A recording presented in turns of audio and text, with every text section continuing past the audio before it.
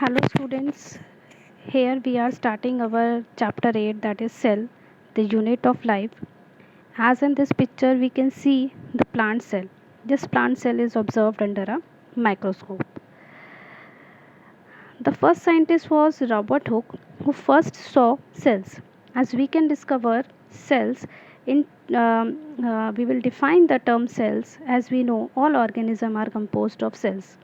Some are composed of single cell and some are composed of many cells, according to which we call them as unicellular organisms, while others are called as multicellular organism. So this is the Robert Hooke microscope, as we can see here, in which he discovered the cell, and this is the Hooke's drawing of Koch cells, from where he discovered the term cell. If he goes further, there will be a development, and we will discuss here cell theory of life.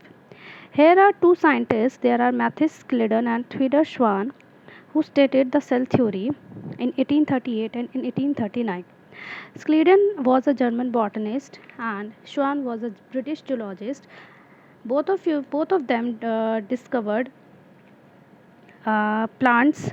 Mathis Claydon stated all plants composed of cells, and Schwann stated all animals also composed of cells. Thus, they both claimed that all living things composed of cells. Then again, one scientist came, that is Rudolf Virchow in 1858, and he first explained that the cells divide and new cells are formed from the pre-existing cells, for which he used the term omnis cellula e cellula. So, if we modified the hypothesis of cell theory, which was given by Sladen and Schwann, and cell theory given a final shape, and now it is as understood as by these three scientists, as we can say, developers of cell theory, that is Mathis Claydon, Thwaites Schwann, and Rudolf Virchow. And we can see here that how cell theory is making these 3 points, that all organisms are made up of cells. Yes, of course, cells are the basic unit of structure and function in all organism, and but Rudolf Virchow says that they are formed from pre-existing cells, that is omnis cellula e cellula. So here in the diagram we can see here that how cytokinesis is occurring, and cell is divided into two cells. If we see here, here is the plant structure, which is showing different organelles, different parts of the plant. This is the plant structure, as we have to study both plant structure and animal structure.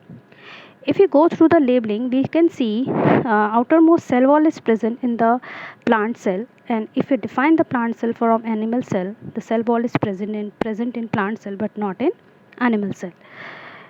After then a plasma membrane is present, then different organelles are present, we can see here in this diagram. So if we discuss about the plant cell mainly consists of cell wall, that is more or less rigid, and the protoplast, that is means the contents of the cell, inside the cell what are present, the total we will call as protoplast. So protoplast will consist cytoplasm and a nucleus. If we further discuss about the cytoplasm having distinct membrane bound organelles, in which we include plastid, mitochondria, and ER, etc., and also non-membranous entities such as ribosomes, filaments, actin, microtubules.